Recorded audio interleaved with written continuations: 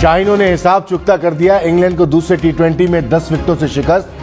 पाकिस्तान की ओपनिंग जोड़ी ने ही 200 रन का हदफ अबूर कर लिया। इंग्लिश बॉलर्स एक भी विकेट लेने में नाकाम। 7 मैचेस की सीरीज 1-1 से बराबर हो गई। तीसरा मैच आज खेला जाएगा।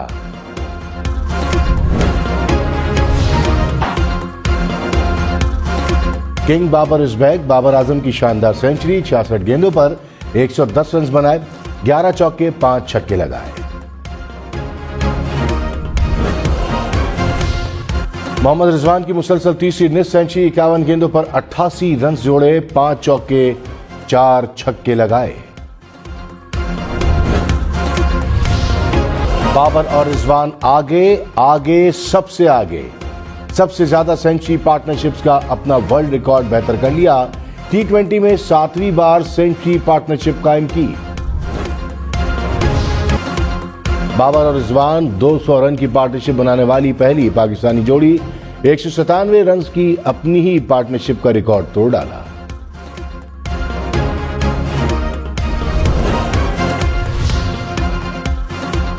बाबर आजम और मोहम्मद रिजवान टी20 की सबसे कामयाब जोड़ी। भारत के शेखर धवन और रोहित शर्मा की जोड़ी को पीछे छोड़ दिया। भारतीय जोड़ी ने 52 इनिंग्स में 1743 रन बनाए। बाबर और रिजवान ने 36 इनिंग्स में 1929 रन बना लिए। इंग्लिश कप्तान मोइन अली के 23 गेंदों पर 55 रन। इनिंग्स में 4 छक्के 4 चौके लगाए।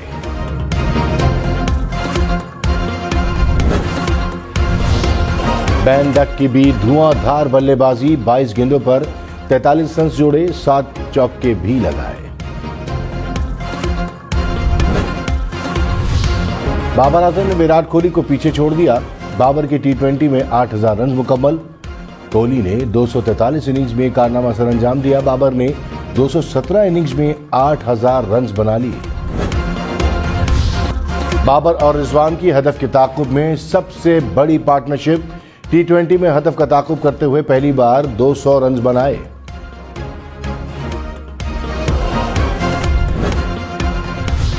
ग्रीन शर्ट्स ने कराची में तारीख रकम कर दी।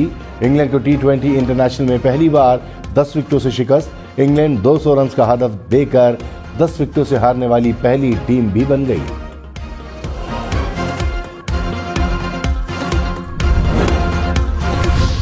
खुशदिल शाह की खराब फील्डिंग। मोइन अली की शॉट को पकड़ ना सके और चौका करा दिया। अगली गेंद पर आसान कैच भी गिरा दिया।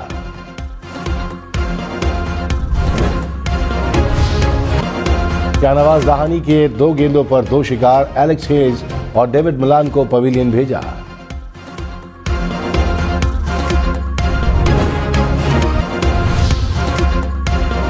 वज़ीर आज़म शहबाज शरीफ की secretary general UN Antonio Guterres से मुलाकात। पाकिस्तान में सैलाब समेत बैन-अक़वामी सूरत हाल पर तबादला ख्याल।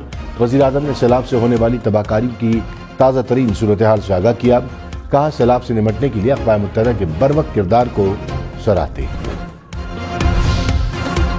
वज़ीर ख़ारजा बिलावल भुट्टो ने कहा कि सैलाब की सूरत हाल पर IMF से रिलीफ के लिए बात करेंगे। अपने लोगों के लिए इमदाद नहीं, इंसाफ की बात करूंगा। सैलाब से मुतासर इलाकों में वबाई अमराज फैलने का खदशा है। न्यूयॉर्क में काउंसिल ऑफ फॉरेन रिलेशन से खिताब। कहा मुतासरीन की इमदाद के लिए $30 अरब की जरूरत है। सैलाब से मुतासर पाकिस्तान के लिए आलमी बिरादरी का ताउन नागुज़ीर है।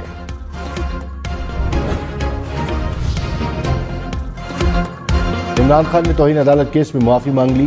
फर्द जुर्म न लगी।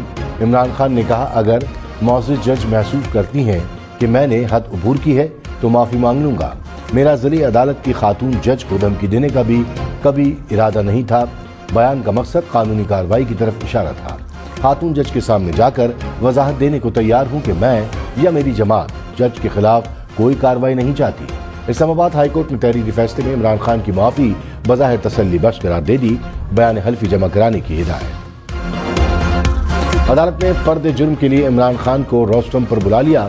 इमरान खान ने बोलने की इजाजत मांगी। कहा अदालत को यकीन दिलाना चाहता हूं कि मुस्तकबिल में ऐसी कोई बात नहीं करूंगा जिससे अदलिया और बिलखुसूस मातहत अदलिया की वकार को ठेस पहुंचे। मेरा कभी भी अदालती कार्रवाई पर असरअंदाज होने का इरादा नहीं था और न ही अदालत के वकार और आज़ादी पर सवाल उठाने का इरादा था। अदालती कार्रवाई के दौरान एहसास हुआ कि शायद रेड लाइन अबूर कर ली है। इमरान खान ने अदालत में कहा, इनकी 26 साल जिद्दोजहद कानून की बालादस्ती, अदलिया की आज़ादी और एहतराम के लिए है। इसके सिवा कोई भी सियासी रहनुमा जलसों में कानून की बालादस्ती के लिए बात नहीं करता।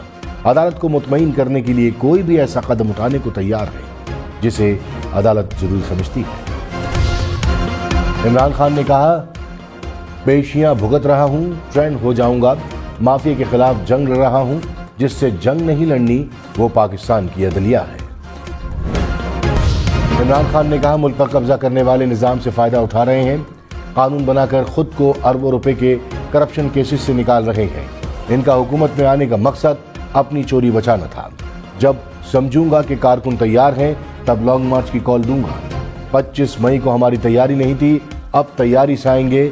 शहबाज शरीफ और राना सनाउल्लाह को फिक्र करनी चाहिए। राना सनाउल्लाह इस्लामाबाद में छुप नहीं सकेंगे। अवाम ने 5 साल के लिए मुंतखब किया, पार्लियामेंट में अपना किरदार अदा करें। चीफ जस्टिस उमर अता बंदियाल की इस्तीफों की मंजूरी से मुताल्लिक केस में रिमार्क्स। कहा, करोड़ों लोग इस वक्त सैलाब से बेघर हो चुके हैं। मुल्क की माशी हालत देखें।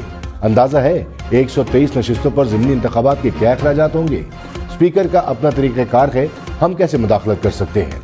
बज़ाहिर स्पीकर के इख्तियार में मुदाखलत से आर्टिकल 69 मुतासिर हो सकता है। फवाद चौधरी ने कहा, इलेक्शन पर अखराजात से कहीं बड़ी कीमत हम इलेक्शन न होने की दे रहे हैं। रिजीम चेंज ऑपरेशन के बाद सिर्फ करेंसी के ज़मन में 5 अरब डॉलर्स का नुकसान हुआ। अवाम मौजूदा असेंबली को नुमाइंदा नहीं समझते। 5 साल असेंबली की मुद्दत है, लेकिन इससे पहले तोड़ी जा सकती है। ज़िमनी इंतखाबात में सरकारी वसाइल और हेलीकॉप्टर के इस्तेमाल का केस। इलेक्शन कमीशन का इमरान खान को दोबारा नोटिस जारी करने का हुक्म। वज़ीर आला खैबर पख्तूनख्वा ने मोहलत मांग ली। मेंबर इलेक्शन कमीशन ने कहा, हम एक नहीं हर हल्के की खिलाफ वर्जी देखेंगे। केस 3 अक्टूबर तक मुलतवी। वज़ीर आज़म शहबाज शरीफ से यूरोपीय यूनियन की सदर की मुलाकात। माइक्रोसॉफ्ट के बानी बिल गेट्स भी वज़ीर आज़म से मिले।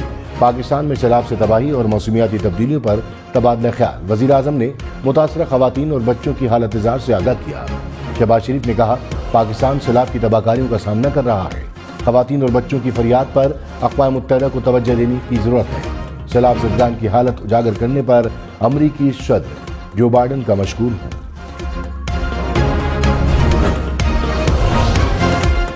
मुल्क में बारिशों और सैलाब से मजीद 7 अफराद जाँ बहक। अमवात की मजमूई तादाद 1576 हो गई। 24 घंटों में सिंध में 6, बलूचिस्तान में 1 शख्स जाँ बहक। 14 जून से अब तक 12,862 अफराद जख्मी हुए। सैलाब के बाइस 20 लाख से जायद मकानात और 392 पुल तबाह। 13,000 से जायद किलोमीटर सड़कें मुतासिर। 10,17,000 से जायद मवेशी हलाक हुए। वज़ीर आज़म शहबाज शरीफ और सऊदी वली अहद मोहम्मद बिन सलमान का टेलीफोनिक राब्ता। सैलाब की सूरत हाल, रिलीफ और बहाली के इक़दामात पर गुफ्तगू। वज़ीर आज़म ने सैलाब मुतासिरीन की मदद पर सऊदी अरब का शुक्रिया अदा किया। मोहम्मद बिन सलमान की सैलाब मुतासिरीन की मदद जारी रखने की यकीन दहानी। वज़ीर आज़म ने मुआशी ताउन को भी सराहा। भारत की पाकिस्तान के खिलाफ एक और साजिश बेनकाब। भारत से चलाए जाने वाला ट्विटर नेटवर्क पकड़ा गया। स्टैनफोर्ड इंटरनेट ऑब्जर्वेटरी ने भारत का भांडा फोड़ दिया। कहा, नेटवर्क पाकिस्तान और पाक फौज के खिलाफ प्रोपेगेंडे में मुलव्वस था। इससे पहले कि EU डिसइंफो लैब ने भी भारतीय साजिश को बेनकाब किया था। Army chief general Qamar Javed Bajwa से जापानी सफीर की मुलाकात। बाहमी दिलचस्पी के उमूर, इलाकाई सलामती की सूरत हाल पर तबादला ख्याल। आर्मी चीफ ने कहा, पाकिस्तान जापान से ताल्लुकात को कद्र की निगाह से देखता है। जापानी सफीर का पाकिस्तान में सैलाब से तबाही पर दुख का इजहार। पाकिस्तान को मुकम्मल ताउन की पेशकश। रेस्क्यू और रिलीफ ऑपरेशन में पाक फौज की कोशिशों को भी सराहा।